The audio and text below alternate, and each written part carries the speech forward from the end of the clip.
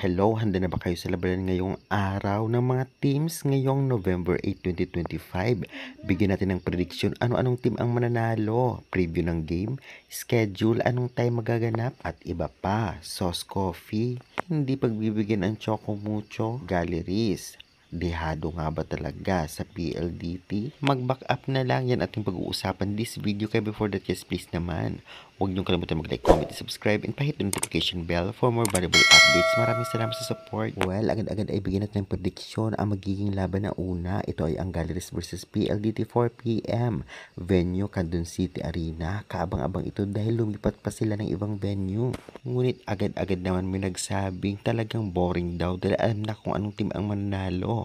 PLDT daw ang talaga namang nangunguna ngayon at dihado ang galleries. Huwag na lang sana daw maglaban at ipaubayan daw sa PLDT. Well, alam naman natin lahat na hindi dapat nagpapatalo ang isang team at bilog pa rin ang bola. Marami ng chance na nanalo ang nasa lower rank sa mataas na rank. Kaya possible na talagang posible din matalo ng galleries ang PLDT ngayon. Masasabi rin natin talagang mas advantage talaga PLDT. Opensa, depensa, especially sa blockings. Kontra sa galleries kung ating pagbabasyan ang mga past game nila. Well, kailangan nilang namang maraming panalo para makapasok sa top 8 at ipanalo ang laro ito. At tiyak kung maganda ang laro ng galleries ay makakasabay ito sa PLDT. Kailangan bantay lang si Davison at ang import ng PLDT para mapigilan ang main gunner ng PLDT para may chance ang galleries. Ganun pa man mahihirapan talaga sila. At syempre, huwag pa rin magpakampante ang PLDT dahil mga veterans player pa rin ang makakaharap nila ngayon. And then may import pa kaya kaabang-abang ang bakbakan na ito. Well, alam naman nating lahat may baon pa rin kahit papano ang galleries para mapigilan ang PLDT. Dahil syempre pinag-aralan din ang laro ng PLDT nitong galleries, especially ng coaching staff, kaya kaabang-abang ang mga pasabog. Sakay man makasabay sila o hindi ay talagang panoorin na lang natin. Kaya guys, sa tingin ninyo, kaya o ilang percent kayang matalo ng galleries ang PLDT? I-comment nyo na yan sa baba. Samantalang second game naman, Choco Mucho versus Sauce Coffee, 6:30pm, venue Candon City Arena pa rin. Well, isa to sa pinaka-aabangan ng lahat sa game ng araw na ito. Lalong-lalo pa, Sauce Coffee na napakalakas ngayon ay tatapatan ng Choco Mucho na gustong-gustong bumawi.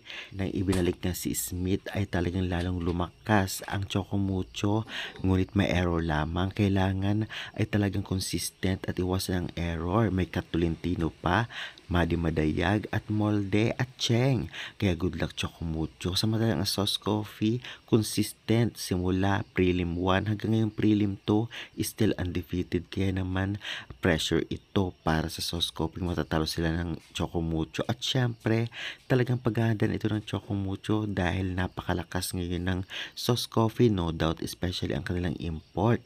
Para manalo ang CMFT, kailangan nilang kontrolin o talagang bantayan ang import nito, especially din itong ngang si Balyos na talagang consistent din sa paglalaro bilang kasabay o open spikers din ng Sauce Coffee. Maganda pinapakita ni Miner at Nogales at tapatan dapat ito nitong si Madayag at Nunag. Maganda din pareho ang depensa nila kaya kaabang-abang ang laro. Well, prediction kung anong team mananalo, mas advantage talaga ang Sauce Coffee at mahihirapan ang Choco Mucho. Ngunit alam naman natin, every time ay may chance, kaya good luck na lamang. Kaya nagkailan Choco Mucho ang Sauce Coffee, i-comment mo na yun sa baba.